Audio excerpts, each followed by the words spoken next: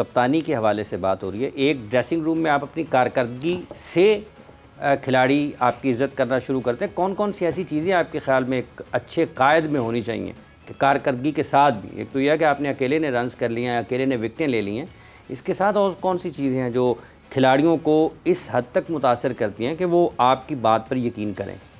देखिए, एक चीज़ अगर आप नोट करते हैं कि देखें, अगर आप पुराने दौर से लेके अभी तक कैप्टन्स देखते हैं तो जो गेम की डिमांड थी ना, वो कैप्टन उस पर पहले खुद पूरा उतरते थे। जब क्रिकेट में ठहराव था, टेस्ट क्रिकेट थी या वनडे भी जिस टाइम स्लो ही थी, तो मोस्टली आपको कैप्टन्स वही नज़र आएंगे कि जो वो खुद कर रहे थे वही डिमांड वो प्लेयर्स से करते थे। ठीक है कि टेस्ट क्रिकेट में अगर ये गलत शॉट नहीं मारनी तो वो जो अगर बैट्समैन वो कैप्टन था तो वो खुद उसी टाइप का एक बैट्समैन था। इसी तरह बॉलर था, जी विकटें लेनी है या नया बॉल जो भी है वो आपको फ्रंट से लीड करते हुए नज़र आई थी। जैसे जैसे गेम इवॉल्व हुई है, चेंज होती गई है, अब आप सारी टीमों के अंदर देखते हैं कि अगर वो कैप्टन आपका बैट्समैन है तो वो जो डिमांड उसकी बाकियों से है वो खुद से भी वही कर रहा है, चाहे वो रोहित शर्मा है, चाहे वो मिचेल मार्श है, चाहे इधर हम राशिद खान को देखते हैं, उधर बटलर को देखते हैं, तो आपकी इजी हो जाती है चीज़। हाँ, अगर आप उसके जो अपोजिट वाला रोल है वो आपके पास है और वो एक आध रोल है आपके लिए और बाकियों के लिए वो डिफरेंट है, फिर वो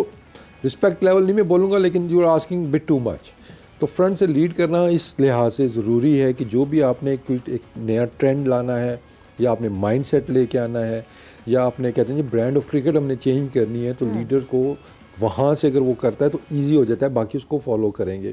तो आई थिंक ये एक एलिमेंट है इसमें, आपको ये चीज़ अब देखनी होगी हमें भी कि हमें स्टार्ट फ्रंट से करना होगा, मतलब लीडिंग फ्रॉम द फ्रंट वाला जो फैक्टर है वो आपको लेना होगा। डजेंट मैटर कौन है आपका कैप्टन है या जिसको भी आप बनाते हैं या वही रखते हैं, रिगार्डलेस ये चीज़ हमें ये कंसिडर करना होगी, क्योंकि आप न्यूजीलैंड का जो थोड़ा सा आप डाउनफॉल देख रहे हैं उसमें अब केन विलियमसन वो फिट इन नहीं हो रहा था। उसने किया ट्राई, आगे पीछे उसके जो लोग थे उसको तेज़ खिलाया, उसने किया। वनडे में वो सक्सेसफुल क्यों रहा कि वो रना बॉल खुद भी खेलता था, ठीक है ना, लगता उतना अट्रैक्टिव नहीं लगता था, छक्के चुके इतने नहीं मारा, लेकिन उसका जो अगर आप देखेंगे स्ट्राइक रेट, मोस्टली वो रना बॉल खेलता था 100 के स्ट्राइक रेट से, वो खेलता है 90-100, विच इज़ मॉडर्न क्रिकेट की रिक्वायरमेंट है। तो वहाँ फिट इन होता था, यहाँ पे फिट इन नहीं होता था। This is one of the factor कि उसने भी रियलाइज़ किया है कि नहीं, अब यहाँ से आगे जाने की ज़रूरत है, तो मैं नहीं लेके जा सकता, तो मैं दूसरे लड़कों को करता हूँ। तो आई थिंक जो तो आपके ख्याल में बाबर को फिर ये सोचने की ज़रूरत है कि मैं इस क्रिकेट में अगर फिट नहीं होता तो फिर मैं दूसरों के लिए जगह छोड़ दूँ? नहीं, देखें, पहला ऑप्शन के पास ये नहीं है कि आप फिट नहीं होते, ये प्रूफ आप करें कि आप होते हैं फिट। पहला तो आपके पास ये टास्क है ना। रोहित शर्मा ने ऐसे कल तो नहीं खेलना शुरू कर दिया, ठीक है ना, वो भी पहले डिफरेंट तरीके से बैटिंग करता था, कोहली पहले डिफरेंट तरीके से बैटिंग करता था, जॉस बटलर भी अब जो 5वें गेयर में है वो तीसरे चौथे में जाता था। तो अगर आपको खेलना आता है तो आप उस तरीके से भी खेल सकते हैं। हाँ, तो हमें ये माइंडसेट चेंज करना होगा कि हमने भी अब इस तरीके से जाना है। कितने साल और देंगे ये माइंडसेट चेंज करने के लिए? देखिए, एग्री होना जरूरी है ना पहले। अच्छा, चेंज तब आएगी जब आप मानेंगे सबसे पहले। स्टार्ट अभी हमारा वो फेज है कि हमने इसको एडमिट नहीं किया कि we need to change it. जब चेंज करना आप शुरू करेंगे देन आपका वो शुरू होता है ना कि ठीक है जी, 6 महीने या साल में हम देखते हैं या 3-4 सीरीज हैं या एक और इवेंट आ रहा है, फिर हम देखते हैं उसके अंदर।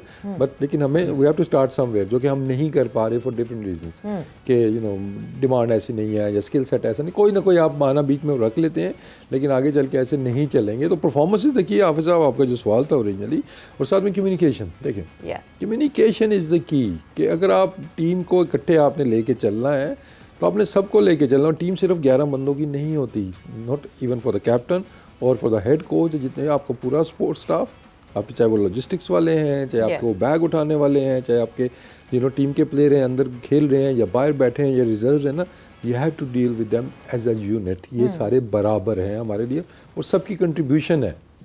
टीम तो आगे फेस आपका आगे 11 खेलने वाले, लेकिन बिहाइंड द जो सीन है उनको सबको साथ लेके चलना। तो हमें वहाँ पे भी थोड़ा इम्प्रूव करने की चीज़ें ज़रूरत है कि सिर्फ एक कैप्टन इंपॉर्टेंट नहीं है या 2-3 प्लेयर इंपॉर्टेंट नहीं है, each and every individual is important. उनको रिस्पेक्ट भी वो मिलनी चाहिए, फिर उनके जो काम है उनसे आप वो लें, रिस्पॉन्सिबिलिटी जिसकी है उसको वो करने दें, ताकि वो अकाउंटेबल भी हो, डिसेंट्रलाइज करें कि अकाउंटेबिलिटी भी हो सके। और एक नेगेटिव स्पार्क अगर ड्रेसिंग रूम में आ जाता है तो इवेंचुअली नेगेटिविटी ज़्यादा तेज़ी से बढ़ती है और ज़्यादा तेज़ी से बढ़ जाती है। बट रोहित शर्मा की बात की मोहम्मद वसीम ने, the kind of beast mode that he was in yesterday, ऐसा लगा कि मिच मार्श ने जो पोस्ट मैच में कह दिया था अफगानिस्तान से हारने के बाद कि nothing would be better to compete against India and beat India, मेरे ख्याल से बड़ा पर्सनल ले लिया था रोहित शर्मा ने, it was so much in his body language. देखिए मैच से पहले तो ये वो अल्फाजों की जंग होती है, आप कोशिश, और ये ऑजी स्पेशली वो करते हैं इस तरह की, उनका ये टैक्टिक है कि वो मैच से पहले कोशिश करते हैं कि आप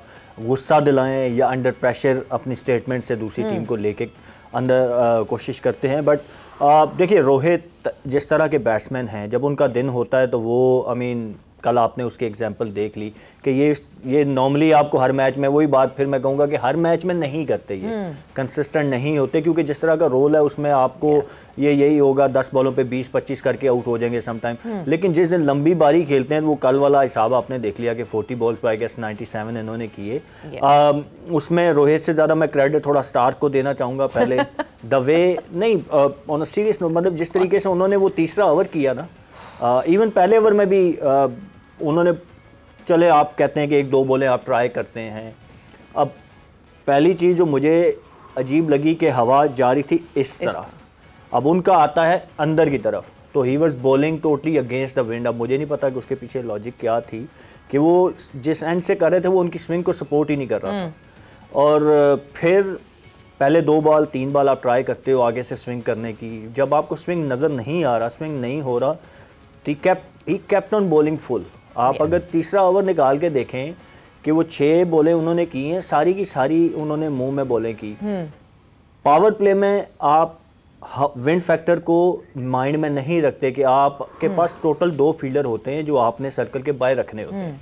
तो उसमें जैसे हेजलवुड का अगर आप ओवर निकाल के देखें, सो ये ही रोकेंगे डिस्कशन को क्योंकि हमने एक ब्रेक पर जाना है। बट रोहित शर्मा ने जो लिटरली असॉल्ट किया कल ऑस्ट्रेलियन बॉलर्स के साथ, उसके हवाले से जरूर बात करेंगे, बिकॉज हसन अली का ये कहना था कि जब रोहित शर्मा एक दफा किसी बॉलर पे चढ़ दौड़ते हैं तो उसके बाद उस बॉलर को समझ नहीं आता कि करना क्या। ब्रेक पर जा रहे हैं, ब्रेक से वापस आएंगे, कॉन्वर्सेशन को आगे बढ़ाएंगे। एंड वेलकम बैक टू जोर का जोड़। ब्रेक पे जाने से पहले हमारी डिस्कशन हो रही थी इंडिया और ऑस्ट्रेलिया का जो मुकाबला हुआ उसके हवाले से, एंड किस तरह रोहित शर्मा ने जो है एक ब्रूटल असॉल्ट किया versus the Australian bowlers. But in comparison जब आप सामने देखते हैं, जिस तरह मिचेल स्टार्क की हम बॉलिंग की बात कर रहे हैं, पैरेलली साथ साथ जो है हेजलवुड भी बॉलिंग कर रहे थे, why was he so effective कि 4 ओवर्स में जो है 14 रन दिए सिर्फ हेजलवुड ने, and in comparison to that Starc ने 4 ओवर्स में 45 रन दिए। हालांकि पहले 2 ओवरों में तो उनको 33 आई गेस हो चुके थे। हाँ, तो उसके बाद he sort of came back well, but उस टाइम तक डैमेज वाज डन। वो रोहित को जो 1 ओवर का वो स्टार्ट एज ए बैट्समैन आपको यही चाहिए होता है टू गेन योर कॉन्फिडेंस, तो उनको 1 ओवर में वो 29 रन मिल गए, तो then he never look back. और आप देखें कि 12-13 ओवरों में they were looking like to get 220-230। उसके बाद तो ऑस्ट्रेलिया ने they pulled it back. But वो मेरे ख्याल में जो डिफरेंस दोनों की बॉलिंग में कहूँ ना, तो वो लेंथ, नए बॉल पे लेंथ बहुत इंपॉर्टेंट होती है। क्योंकि पावर प्ले में 6 ओवर्स में आपको 2 फील्डर अलाउ होते हैं, तो उसमें आप ये नहीं सोच सकते कि मैं बैट्समैन को कहूँ कि मुझे अगेंस्ट द विंड हिट मारे, क्योंकि यू डोंट हैव प्रोटेक्शन। ये चीज़ आप सोचते हैं जब 6 ओवर के बाद सर्कल खुल जाता है, you have protection, then you force the batsman to hit you against the wind. तो वो मेरे ख्याल में दे मिस द ट्रिक। शुरू में आप अगर देखें हवा के against they try to bowl him wide, but उन्होंने उस तरफ छक्का नहीं तो चौका मार दिया, ठीक है। देन फील्डर ही नहीं था कोई, तो वो फिर उन्होंने अपनी लाइन को थोड़ा सा बेहतर किया, वो विद इन द स्टंप आए, बट लेंथ उनकी वही बहुत too full, he was too full. वो जो स्पेसिफिक ओवर की बात करें ना, he was bowling too full. In comparison अगर आप हेजलवुड की लेंथ देखेंगे तो वो नॉर्मल वही हार्ड लेंथ जो न्यू बॉल की रिक्वायरमेंट होती है ना नए बॉल के साथ, कि आप बैकअप लेंथ करते हैं, वहाँ से अगर आपको हल्की सी मूवमेंट मिले तो भी, ना भी मिले तो at least it's difficult for the batsman to hit you over the top. तो I think that length was the different between both bowlers. But obviously credit to आप रोहित को देंगे कि जिस तरीके की वो बैटिंग वो करते हैं, जिस तरीके से उन्होंने कल आप अगर देखें ना तो there was hardly feet movement. वो अपने बैट स्विंग को यूज कर रहे थे, चाहे वो इनसाइड आउट मार रहे थे तो भी, या अगर इधर मार रहे थे स्क्वायर लेग वाली साइड पे या मिड विकेट वाली साइड पे, तो आपको फीट मूवमेंट बहुत, वो ओपन स्टांस करके खड़े हो गए कि अब अगर इधर करेंगे तो मैं इनसाइड आउट मारूंगा, टांग वाली साइड पे आएंगे तो मैं ऑन साइड पे मारूंगा।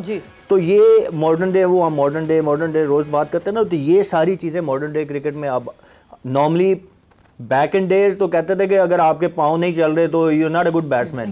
तो अब तो वो बात ही खत्म हो गई है। It's only about hand and eye coordination, कि आप बॉल की लाइन देखें और आप में इतनी पावर होनी चाहिए कि आप you clear the boundary regardless कि आपके पाँव चल रहे हैं, नोबडी केयर्स अबाउट इट। तो I think Rohit is a prime example के इस तरह के बैट्समैन जब आपके पास हों जी, और उनमें इस तरह की एबिलिटी हो कि वो पहले 6 ओवरों में match was decide for me, वो डिसाइड हो चुका था कि वो 200 सवा 200 रन करने जा रहे हैं। और वहाँ पे मुझे इंडिया की जैसी बॉलिंग है 200 सवा 200 जैसी मर्जी सीमेंट के ऊपर भी वो बॉलिंग करें तो उनके खिलाफ करना मुश्किल ही होगा। तो I think credit to Rohit कि जिस तरीके से उन्होंने अपनी क्रिकेट को डे बाय डे इम्प्रूव किया, इवॉल्व किया, मॉडर्न डे क्रिकेट के हिसाब से अपने आप को इम्प्रूव करते गए।